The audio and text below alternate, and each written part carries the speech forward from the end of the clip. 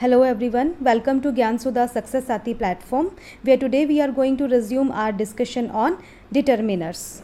जैसा कि हमने प्रीवियस सेशन में डिस्कस किया था कि डिटर्मिनर्स वे मॉडिफायर्स या पॉइंटर्स होते हैं, नाउन के लिए मॉडिफायर्स या पॉइंटर्स होते हैं जो कि नाउन फ्रेज़ या प्रोनाउन को स्पेसिफाई करते हैं, उनके बारे में हमें और भी ज़्यादा जानकारी देते हैं। जैसे कि हमने फर्स्ट पार्ट में डिस्कस किया किन डिटर्मिनर्स के बारे में, आर्टिकल्स के बारे में। तो आर्टिकल्स की अंडरस्टैंडिंग होने के बाद हम किसी भी राइटअप या किसी की स्पीच को सुनते हैं तो हम बिल्कुल आइडिया लगा सकते हैं कि किसी भी नाउन के आगे अगर ए या एन आ रहा है तो वो जो नाउन है वो इनडेफिनेट है, स्पीकर उसके बारे में ज़्यादा जानता नहीं है, या और भी उसके एस्पेक्ट जितने भी हमने डिस्कस किए थे वो हमें समझ आ जाते हैं। And if any noun is used with the help of और with the application of the, यानी द के साथ कोई नाउन है तो फिर हमें द के साथ जो अंडरस्टैंडिंग हमने डिस्कस की थी वो समझ आती है कि वो डेफिनेट चीज़ है। इसी सीरीज़ में आज हम डिस्कस करेंगे demonstratives and possessive determiners. So let's begin our today's discussion with demonstrative determiners. Demonstrative determiners, जैसा कि आप देख भी सकते हैं कि ये किसी भी नाउन, अब नाउन में कौन आता है, कोई पर्सन है, प्लेस है, आर्टिकल है, कोई चीज़ है, उसका क्या डिटरमाइन करते हैं, उसके बारे में और क्या बताते हैं। किसी भी नाउन, किसी भी पर्सन, प्लेस, आर्टिकल या थिंग के जो फिज़िकल या साइकोलॉजिकली डिस्टेंस है, यानी कि हम किसी के बारे में, अब साइकोलॉजिकल डिस्टेंस मतलब कोई चीज़ हमारे सामने नहीं है but we are thinking about it and it is a matter of past. तो इस तरह की साइकोलॉजिकल डिस्टेंस जो कि विद एग्जांपल जब हम डिस्कस करेंगे तो ज़्यादा क्लियर हो जाएगी। तो कोई भी डिस्टेंस और या फिर वो कितनी क्वांटिटी है उसकी, उसके बारे में भी हमें बताते, डेमोन्स्ट्रेट करते हैं हमें। तो डेमोन्स्ट्रेटिव डिटर्मिनर्स होते हैं जैसे कि here, this, these, there, those, that. And I hope कि आपको ये कुछ रिकॉल हो रहा होगा क्योंकि प्राइमरी और सेकेंडरी क्लास बुक्स में ये जो आर्टिकल्स ये जो डेमोन्स्ट्रेटिव डिटर्मिनर्स है ये बिल्कुल आते हैं, आपको बेसिक अंडरस्टैंडिंग इनकी होगी। So let's recall that understanding which you studied in your previous class, specially in your school education. So mainly demonstrative determiners कौन है, here, this, these, there, those. अब हमें थोड़ी बहुत इनके बारे में बिल्कुल बेसिक जानकारी होनी चाहिए कि एक तो ये डिस्टेंस के बारे में बताएंगे। तो जो दिस एंड दीज है, दिस एंड दीज ये क्लोज डिस्टेंस के लिए आते हैं। कोई चीज़ पास में है, सामने है या नियर बाय है तो फिर हम दिस और दीज यूज़ करते हैं। And that and those distant के लिए आते हैं। एंड हेयर एंड देयर तो बिल्कुल पता ही होगा आपको, हेयर मतलब यहाँ पर, देयर मतलब वहाँ पर। So these are also demonstratives. And one more thing you should keep in mind कि दिस एंड दैट जो है वो सिंगुलर नाउन के लिए आता है। सिंगुलर नाउन को स्पेसिफाई करना है तो दिस एंड दैट आएगा। This near by and that किसी दूर की, किसी सिंगुलर, कोई फार अवे है लेकिन सिंगुलर है तो उसके लिए, और कोई नियर बाय है और बहुत सारी चीज़ें हैं then these. And if any thing, any person और any article is far away and they are so many, they are plural, then will use those for them. So this is the basic understanding we should keep in mind, and with this understanding let's see the examples. In this example you can see, अगर हम इसे पढ़ें, here are the books, here ये determiner है, यहाँ पे कौन से वाला, डेमोन्स्ट्रेटिव डिटर्मिनर है। here are the books you asked for। तो इस तरह से अगर कोई फिलअप आ जाता है एग्ज़ाम में या कोई कॉमन एरर आ जाती है कि there are the books you asked for, तो ये थोड़ा सा जच नहीं रही बात, क्योंकि इसमें आप पढ़ के अगर इसे देखें कि यहाँ पे ये बुक्स है जो तुमने पूछी थी, तो यानी कि वो बुक जो है वो शो की जा रही है स्पीकर के द्वारा लिसनर को कि ये रही बुक्स जिसके बारे में तुम पूछ रहे थे। सो यहाँ पे मोस्ट जो एप्रोप्रिएट जो आंसर है वो हेयर है। और हेयर क्यों आया, क्योंकि it is very near by और प्रॉक्सिमिटी बिल्कुल पास है एंड यहाँ पर है। And the next example this यहाँ पे डेमोन्स्ट्रेटिव है और ये किस तरह से यूज़ किया जा रहा है, you can see this is one fabulous car. अब कार जो है वो सिंगुलर है और यहाँ पे पढ़ते ही हमें ये आइडिया हो गया, पर अगर वो होता that is one fabulous car, तो यहाँ पर अगर दैट होता तो वी एज अ लिसनर हम क्या सोचते हैं कि जो स्पीकर है वो एक कार की बात कर रहा है जो कि कहीं उसने देखी है और उसके बारे में वो बता रहा है, बट यहाँ पे दिस यानी कि car is in front of him, या फिर वो इस at this moment he is watching it anywhere. So this is fabulous car in near by and singular के सेंस में आया है. The next is God only knows what will happen to these poor children. अब poor children जो है plural है, and वो poor children जो है वो नियर बाय हैं स्पीकर के, क्योंकि दीज को देख के हमें पता लगा कि वो होता दोज पुअर चिल्ड्रन. अगर यहाँ पे दोज भी आ सकता था वो भी सही है. अब दोज आता तो हम ये आइडिया लगाते कि नहीं वो जो वो जो psychologically the speaker is recalling और speaker is remembering some children जिनके बारे में वो कंसर्न है, चिंतित है. एंड लेकिन यहाँ पे दोज पुअर चिल्ड्रन नहीं है, दीज मतलब वो सामने ही है स्टूडेंट बच्चे, और speaker is saying that God only knows what will happen to these children, these poor children. And then next example, do you want this piece of cake, this piece of cake. तो this अगर यहाँ पे use किया गया है, that means जो वो piece of cake है वो बिल्कुल सामने है, या फिर सामने ही है, मतलब तभी तो दिस आया. अगर यहाँ पे आता दैट पीस ऑफ केक, तो वो जो पीस ऑफ केक है वो किचन में जा चुका होगा, या फिर कहीं पे किसी दूसरे रूम में है. तो उस किसी बच्चे की मॉम पूछ रही है कि तुम्हें वो वाला पीस ऑफ केक चाहिए, तो वो क्या बोलेगी, दैट बोलेगी. And if this piece of cake then it is, तो दिस पढ़ते ही what I want to say here कि आपको समझने वाली बात यहाँ पर क्या है कि जो दिस है वो एक तो सामने पास वाली चीज़, अगर बिल्कुल आपको इमिनेंट जो नियर बाय है, जो क्लोज है, जो प्रॉक्सिमिटी है आपकी चीज़ की पास में, उसके लिए आता है. और एक सिंगुलर के लिए दिस आता है. अगर आता कि पीसेज ऑफ केक, तो क्या होता, पीसेज ऑफ केक होता तो दीज पीसेज ऑफ केक होता. अब दिस है तो सिंगुलर है और पास में है. These black raspberries are Sawar.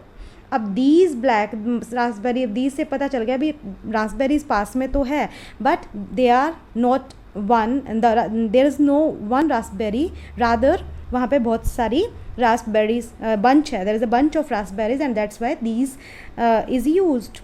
Okay, so these are some of the basic rules you should keep in mind while using demonstratives. जब भी आप कोई राइटअप लिखें या कोई ओपिनियन या पैसेज एग्ज़ाम में लिखने को आएगा ऐसे, then you should keep in mind कि दिस, दीज और दोज और दैट किन सेंस में यूज़ करना है. And next example you see, he wanted those boys to go away. अब दोज बॉयज़ मतलब ये जो स्पीकर है वो ऐसे बॉयज़ की बात कर रहा है जो अभी वहाँ पे प्रेजेंट नहीं है, कोई किन्हीं लड़कों की. तो वो वांटेड वैसे भी पास्ट की बता रहा है कि पास्ट में कोई एक्सीडेंट या इंसिडेंट हुआ है. तो स्पीकर अब बता रहा है कि वो जो लड़का है वो क्या चाहता था, कि वो चाहता था कि those boys should go away. So इसीलिए यहाँ पे दोज आया. ही वांटेड, वो क्या चाहता था उस टाइम. साइकोलॉजिकल डिस्टेंस है यहाँ पर, है ना, नियर बाय डिस्टेंस, फिजिकल ना होकर साइकोलॉजिकल, और यही साइकोलॉजिकल है, ज़्यादा इसमें कोई साइकेट्री या साइकोलॉजी नहीं है. So you should not go in much deep. बस यहाँ पे किसी रिकॉलिंग की जा रही है mentally, that is only distance psychological. And the next example is, अब ये फिलअप की फॉर्म में मैंने यहाँ पर लिखा है, so that I expect that, यहाँ पर अब आप बताइए that what should we write here. In dash days we didn't had much entertainment. In dash days मतलब इन दीज डेज मतलब हम नहीं था. साइकोलॉजिकली वो जो दिन है वो पास्ट की बात हो रही है, तो क्या आएगा, डेज है तो प्लूरल है तो दोज आएगा ना. In those days we didn't, तो दोज जो है वो फार अवे, डिस्टेंस जब है तब आता है और प्लूरल के लिए आता है. So in those days. And I have chosen these so most common mistakes which occur, and हो जाती है ये mistakes और बोलने में भी होती है, and fill in the blanks या common error में भी आ सकती है, which you should always take care of. जैसे कि these, अब ये जो these है आपने अभी तक क्या समझा है कि जो these है वो नियर बाई चीज़ों के लिए आता है और प्लूरल के लिए आता है. तो these kind of things usually बोला जाता है, लिखा जाता है, बट ये रॉन्ग है. It should be kinds. These kinds of things, kind of things usually we speak without any much concern, हाँ ठीक है, but when it comes to typically we talk about grammar, तो हमें इस बात का ध्यान जरूर रखना पड़ेगा। और स्पेशली जब कॉमन एरर्स या फिल इन द ब्लैंक्स जैसी कोई एक्सरसाइज आ जाती है तो these things help us, these typicalities बिल्कुल ध्यान होगी तो हम बिल्कुल इसको पॉइंट आउट और टेक आउट कर लेंगे। सो नेक्स्ट यू सी, यहाँ पर इस केस में भी गलती हो जाती है, दोज टाइप ऑफ इश्यूज़ नहीं होगा, दोज टाइप, क्योंकि दोज जो है वो डिस्टेंट ऑब्जेक्ट्स या थिंग्स या पर्सन के लिए तो होते हैं, बट प्लूरल के लिए भी होते हैं, तो दोज टाइप नहीं, दोज टाइप्स ऑफ इश्यूज़ आएगा यहाँ पर। I hope you have got this most common error which occur in the context or in the reference of demonstrative determiners. Okay, next एक बात और ध्यान रखने की है कि कई बार डेमोन्स्ट्रेटिव डिटर्मिनर्स यूज़ तो किए जाते हैं बट उनके बाद कोई नाउन नहीं होता है, क्योंकि कुछ ऐसे बातें होती है, कुछ ऐसे कॉन्टेक्स्ट होते हैं जिनमें जो नाउन है वो अंडरस्टूड होता है, अंडरस्टूड नाउन होता है कि इसकी बात हो रही है, संदर्भ हमें क्लियर होता है। तो ऐसे केसेस में भी आप ये मत सोचिएगा कि वो डेमोन्स्ट्रेटिव डिटर्मिनर नहीं है, वो होते हैं क्योंकि उसमें जो नाउन है वो अंडरस्टूड है। So in these statements though these determiners are not used before noun but they are playing the role of demonstrative determiners. You should see it very carefully कि I got this one, I got this one।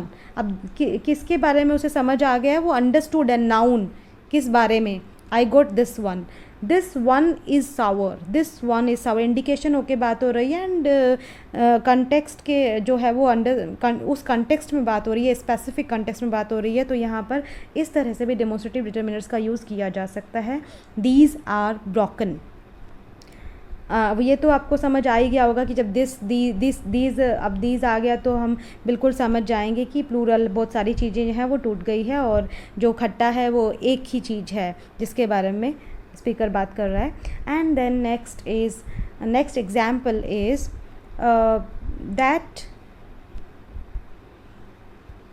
That doesn't concern me. ये भी context है कि वो चीज़ मुझे ज़्यादा concern नहीं रखती है, मैं नहीं रखता हूँ कंसर्न उसके बारे में। That doesn't concern me, those are not. अब दोज जो भी चीज़ें हैं वो कह रहा है कि वो जो जिस लिसनर को कह रहा है उसे पता है कि वो कौन सी रिस्पॉन्सिबिलिटीज़ की बात कर रहा है, तो वो कह रहा है कि those are not my responsibilities.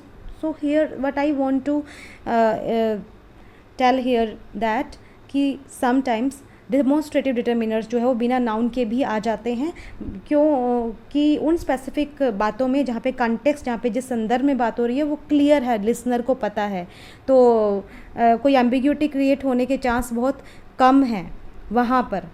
लेकिन जहाँ पर लिसनर ज़्यादा अवेयर नहीं है नाउन के बारे में तो बिल्कुल आपने नाउन यूज़ करना है, this that these those here there के साथ नाउन यूज़ करना है। अदरवाइज़ जब बिल्कुल क्लियर है बात then you can skip the noun, और इस तरह की पॉसिबिलिटीज़ होती है, that just I want to tell you. And the next now we are going to begin possessive determiners. Possessive determiners आपको नाम से ही क्लियर हो रहा होगा कि कोई चीज़ आप पजेस करते हो। Okay, when something someone own something, जैसे कि मैंने यहाँ लिखा भी है कि पजेसिव डिटर्मिनर्स हमें ये बताते हैं, क्या बताते हैं कि कौन क्या चीज़ ऑन कर रहा है, कौन सी चीज़। जैसे कि अब मैं ये बोलूँ कि माई बुक, माई बुक, तो इसका मतलब जो ये बुक है ये तो नाउन है। अब ये जो माई वर्ड है ये यहाँ पे क्या रोल प्ले कर रहा है, ये जो माई वर्ड है ये इस बुक को मॉडिफाई कर रहा है, बुक को स्पेसिफाई कर रहा है, बुक को बिल्कुल पॉइंटेडली मुझे लिसनर को या बता रहा है। जैसे मैंने बोला माई बुक, तो लिसनर को या रीडर को ये बिल्कुल क्लियर हो रहा है कि ये जो बुक है ये स्पीकर जो है वो कह रहा है कि मेरी है, तो वो पजेशन बताते हैं। पजेसिव डिटर्मिनर्स जो है वो पजेशन बताते हैं, नाउन किसको बिलोंग कर रहा है। सो हु और what owns it, these are just possessive determiners. So let's see some examples, it will make it more clear. अब फर्स्ट जैसे माई ही है, तो माई जो पजेसिव डिटर्मिनर है, अब इस एग्जाम्पल में देखिए, I have taken some very interesting examples, they are interesting from the point of view of some deep understanding also.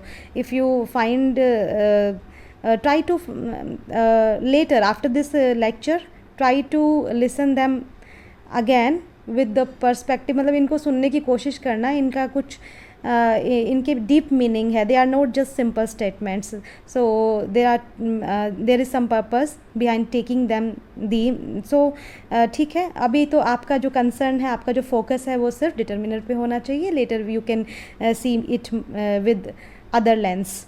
So first example और स्टेटमेंट आप देखिए, I do not choose that my grave. अब queen Elizabeth कह रही हैं कि मेरी grave, grave किसकी है, मेरी, तो यहाँ पे जो माई है वो पजेसिव डिटर्मिनर है, my grave should be dug while I am still alive. Okay, so don't bother much about meaning, okay, later you can see. अभी तो बिल्कुल सिंपल सा काम हो रहा है, ज़्यादा कोई भारी भरकम चीज़ नहीं हो रही है, पजेसिव डिटर्मिनर है जो कि पजेशन को बता रहे हैं।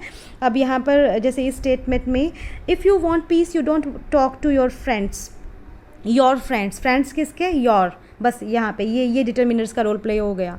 You talk to your enemies, enemies किसके, your enemies. Okay, so and the next जो है वो हिज। तो ये सभी बस आप इतना ध्यान रखिए, जैसे माई, योर, हिज, हर, ये सब पजेसिव डिटर्मिनर्स हैं, इनका बस आप यूज़ देख लीजिए। If a man could have half of his wishes, किसकी wishes, his wishes, his wishes, he would double his troubles, troubles किसकी है, उसी की trouble है, his troubles।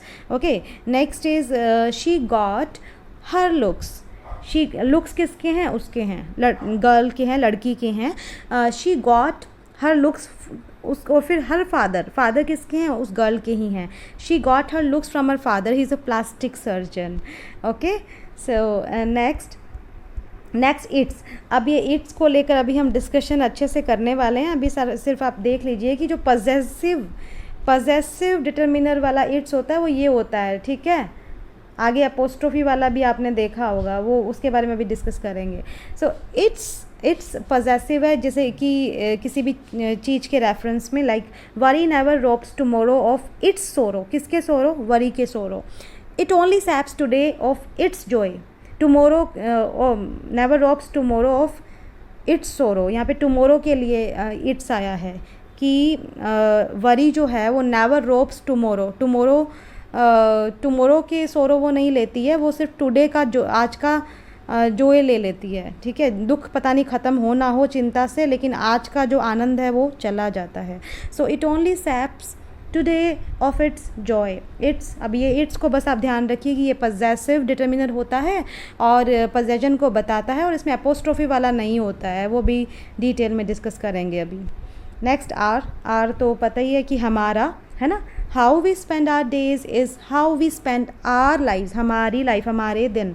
देयर भी उनका या उनकी, है ना, हिंदी में बात करें तो।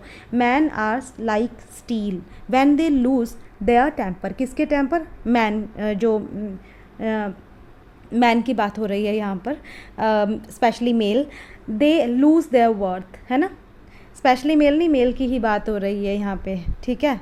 There temper, they lose their worth, ठीक है, देयर वर्थ, अपनी वर्थ, उनकी worth.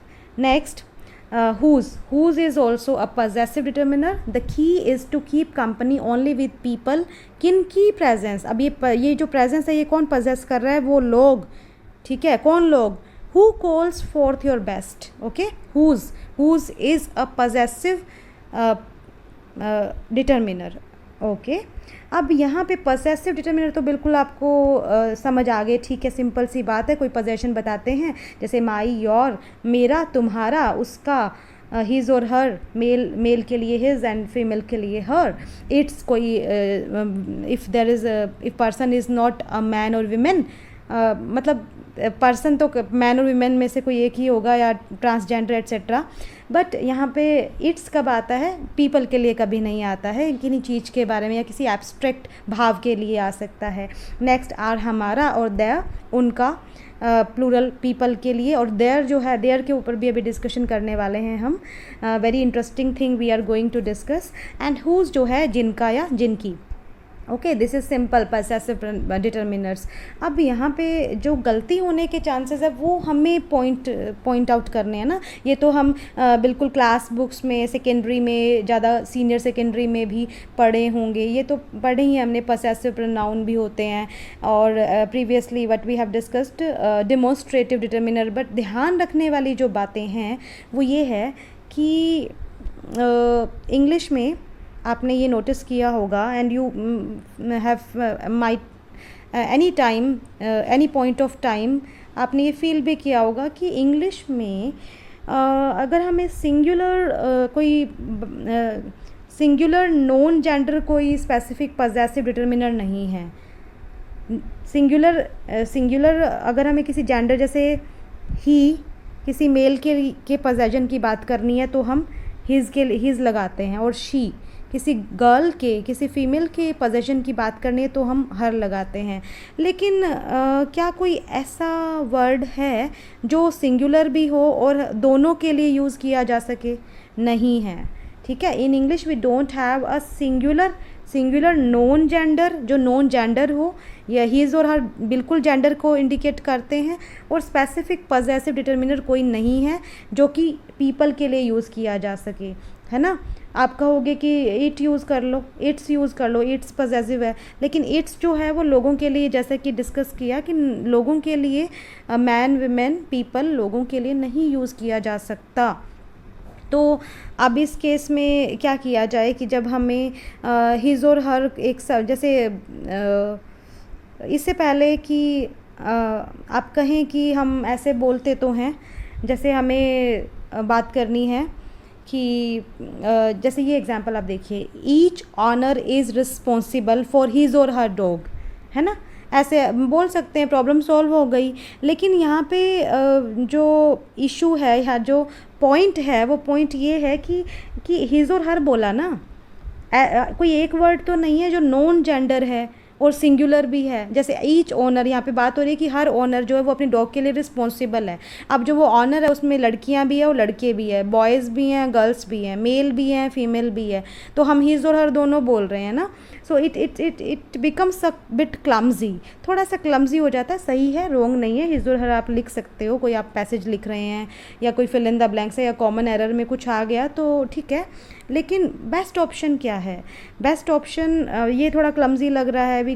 If you want the very best option तो उसके लिए एक ऑप्शन है, और वो ऑप्शन है देयर। यू माइट सरप्राइज, और आप सरप्राइज भी हो रहे होंगे कि ये देयर को तो कोई सिंगुलर नहीं है, देयर तो प्लूरल है। नहीं, देयर जो है वो इंग्लिश में एक्सेप्टेबल है। इफ़ यू वांट टू, अगर हम ये सिग्निफाई या हम ये स्पेसिफाई करना चाहते हैं किसी ओनर के बारे में, और विदाउट स्पेसिफिकली ऐसे बोलने की बजाय, जेंडर टर्म्स में बोलने की बजाय, हिज और हर दोनों बोलने की बजाय, अगर हम एक ही वर्ड यूज़ करना चाहते हैं और सिंगुलर के सेंस में देयर यूज़ किया जा सकता है, it is acceptable. Okay, so their जो पॉसेसिव डिटर्मिनर है उसे हम यूज़ कर सकते हैं जब हमें किसी सिंगुलर नॉन जेंडर टर्म्स में बात करनी है। तो I hope you have got my point what I wanted to say here.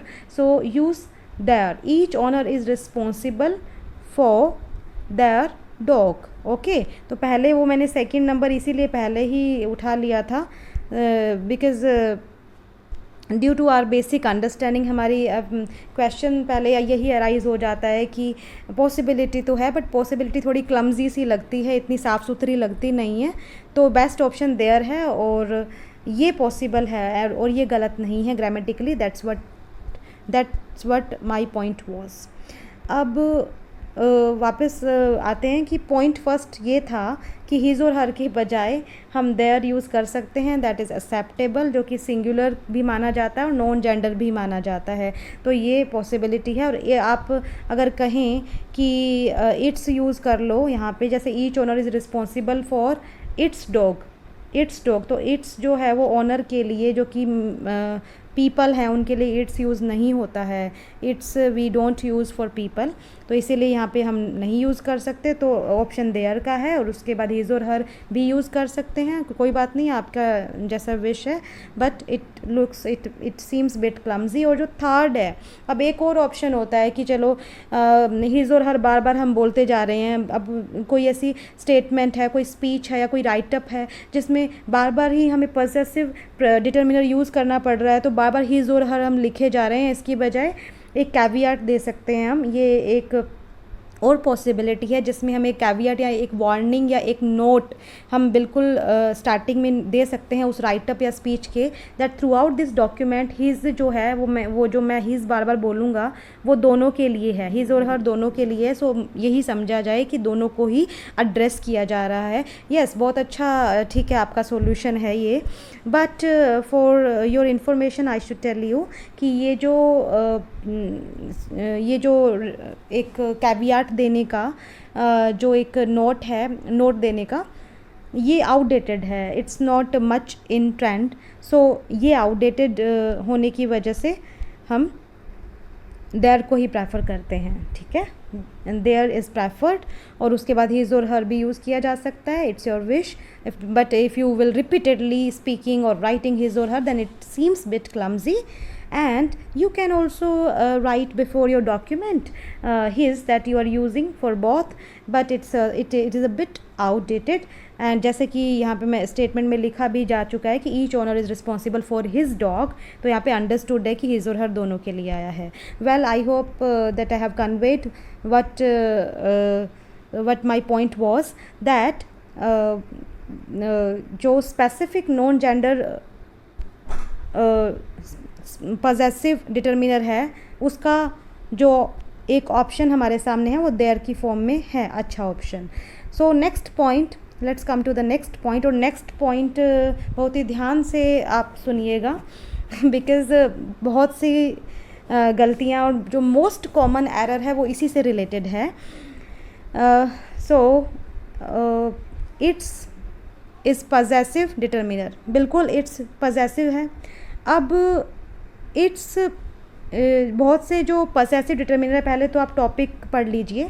Don't confuse a possessive determiner, जो पॉसेसिव डिटर्मिनर है उसको आइडेंटिकल साउंडिंग कॉन्ट्रैक्शन कुछ होते हैं इनके, बिल्कुल जैसे इट्स और इट्स, ये दोनों बिल्कुल आइडेंटिकल है, बिल्कुल सिमिलर है, साउंडिंग बिल्कुल सिमिलर साउंड कर रहे हैं, बट ये कॉन्ट्रैक्शन है और ये पॉसेसिव डिटर्मिनर है। एपोस्ट्रोफी आ गया है, तो ये एपोस्ट्रोफी आने के बाद ये जो इट्स है ये किसका कॉन्ट्रैक्शन है? इट्स जो है वो इट इज़ और इट हैज़ का कॉन्ट्रैक्शन है, ठीक है। तो जो कॉन्ट्रैक्शन है ये पॉसेसिव इसे आप नहीं कहेंगे, मतलब ये कोई पॉसेशन के बारे में नहीं बताता है, ठीक है। जैसे ये स्टेटमेंट है, अ country can be judged by the quality of its proverbs. यहाँ पे जो स्पीकर है वो क्या कहना चाह रहा है कि ये कंट्री जो है उसको जज किया जा सकता है उस कंट्री की प्रोवर्ब से, है ना। तो ये एक रॉन्ग स्टेटमेंट हो जाती है अगर आप ऐसा लिखते हैं, या कॉमन एरर में आ जाता है, या फिल इन द ब्लैंक्स ऐसा फिल कर देते हैं, क्योंकि आप क्या कह रहे हैं, आप ना कभी भी आपको ऐसा कन्फ्यूजन हो या कॉमन एरर में ऐसा कुछ आए, सो ऑलवेज एक्सपेंड कर लो उसको, कॉन्ट्रैक्शन जो आती है उसको एक्सपेंड करके देखो, और वो जो एक्सपेंशन है वो उस स्टेटमेंट में सूट कर रहा है, वो उस स्टेटमेंट में अप्रोप्रिएट लग रहा है, then you should make it correct, otherwise it's wrong. जैसे अब मैं इसे एक्सपेंड करके देखती हूँ कि a country can be judged by the quality of it is proverbs, it has proverbs, दोनों ही नहीं जज रहे हैं। दैट मीन्स यहाँ पे इट अपोस्ट्रोफी वाला नहीं आएगा, विदाउट अपोस्ट्रोफी, मतलब जो कि पॉसेशन, इट्स प्रोवर्ब्स उसकी प्रोवर्ब्स के। सो this is the most common error which you should keep in mind. और दूसरा क्वेश्चन एक और अराइज होता है कि जो अपोस्ट्रोफी है वो बिल्कुल पॉसेशन के बारे में ही बताता है। जैसे ये एग्जांपल आप देखिए, कोई अगर ये बोले the dog's nose, dog's nose, dog के बाद अपोस्ट्रोफी एस का मतलब डॉग की नोज़, यहाँ पे डॉग का पॉसेशन बताया जा रहा है, डॉग की जो नोज़ है उसकी, जो नोज़ है जो डॉग को बिलोंग करती है उसके बारे में बिल्कुल बात हो रही है। लेकिन ऐसा यही अपोस्ट्रोफी जब इट के केस में आता है ठीक है, जब नाउन के साथ अपोस्ट्रोफी है, डॉग्स नोज, या फिर रीनाज लेटर, जैसे रीना एक नाउन है तो ये भी सही है, रीना का लेटर। लेकिन यही बात जब इट के केस में आती है, जैसे इट में आती है, तो पोजेशन नहीं रहता है। ये बिल्कुल एक कॉन्ट्रडिक्शन है, और ये जो कॉन्ट्रैक्शन है ये उसका उसकी नहीं होता है, ये इट इज़ और इट हैज़ होता है। ठीक है, सो अपोस्ट्रोफी पोजेशन के बारे में बताता है जब नाउन के साथ आता है, इट के साथ कोई पोजेशन से इसका लेना देना नहीं है। Okay, it is nothing to do with possession when it comes with it. So let's see next some more example contraction के, जो कि बिल्कुल कन्फ्यूजन क्रिएट कर देते हैं। तो एक्सपेंशन ही एक बहुत ही अच्छा ऑप्शन है इसके लिए। जैसे कि यू अपोस्ट्रोफी आर जो है वो यू आर है, और योर नहीं है, योर नहीं है। अब योर तो पॉजेसिव डिटर्मिनर है, आपने ऊपर लिस्ट में भी देखा, बट यू अपोस्ट्रोफी आर जो है वो यू आर है, योर नहीं है। इसे योर से कंफ्यूज मत कीजिएगा। दे आर, अब ये दे आर है, they apostrophe R E, they are है, इट्स नॉट देयर। ये ना तो देयर है ना ही ये वाला देयर है, it is they are. And ये हुज नहीं है, ये हु इज़ और हु हैज़ है। सो आपका अपोस्ट्रोफी वर्जन रोंग हो जाता है। अपोस्ट्रोफी वर्जन आप बिल्कुल एक्सपेंड करके देखें, तो अगर वो उस लाइन में हु इज़ और हु हैज़ के सेंस में आपको बोलना है तो ही यूज़ कीजिए। वो हुज़ के लिए आप बिल्कुल इससे कंफ्यूज मत होइएगा इनसे। So next let's see some examples. Even if you fall on your face, your face क्या होता है? your face होना चाहिए ना। Even if you fall on your face, तो यहाँ पे ये you are wrong है। ओके, एंड नेक्स्ट क्या बोल रहा है? you are still moving forward, your moving नहीं आएगा, ये बिल्कुल सही है। ये वाला यू आर सही है, यहाँ पे कौन से वाला योर आना चाहिए था। ठीक है, so they are the confusing words. Next, forgive your enemies but never forget their names. अब ये जो देयर है, ये वाला देयर कौन से वाला है? डेमोन्स्ट्रेटिव डिटर्मिनर है, और यहाँ पे जो नेम्स है उसको हमें कैसे स्पेसिफाई करना है? पोजेशन के सेंस में, उनके नाम। हिंदी में बोल के देखिए, forgive your enemies but never forget their names, उनके नाम मत भूलिएगा कभी। उनके नाम तो देयर तो प्लेस के सेंस में आता है, और जो देयर है ये पॉसेसिव डिटर्मिनर है जो कि बिलोंगिंग को बताता है। सो दैट्स वाई ये I1 जो पॉसेसिव है ये आई आएगा यहाँ पे। इसको इससे कन्फ्यूजन बिल्कुल कंफ्यूज नहीं होना है, ना ही अपोस्ट्रोफी वाले से होना है, वो तो बिल्कुल ही दे आर होता है। Next example, never go to a doctor whose office plants have died. Whose, अब ये हु ये क्या है? इसका एक्सपेंशन करके देखो, कोई टेंशन वाली बात नहीं है। Who is, who is office, who has office, plants have died, ये तो बिल्कुल ही यहाँ पे अप्रोप्रिएट नहीं है ना, दोनों ही। तो यहाँ पे ये रोंग है, यहाँ पे क्या आना चाहिए था? Whose. But here, due to the confusion, the speaker or writer has applied who apostrophe s, which is very wrong here. So never get confused with these contraction forms. जैसे it और its की है, you are, there, who is, who has, या whose. So these are the contraction forms which we should keep in mind when we apply or when we use possessive determiners. So this was all for today's discussion, where we have discussed about किन के बारे में discuss किया है आज? demonstrative and possessive determiners, and in the next session we will proceed with the quantifiers and some more determiners. That's all for today. Thank you for now.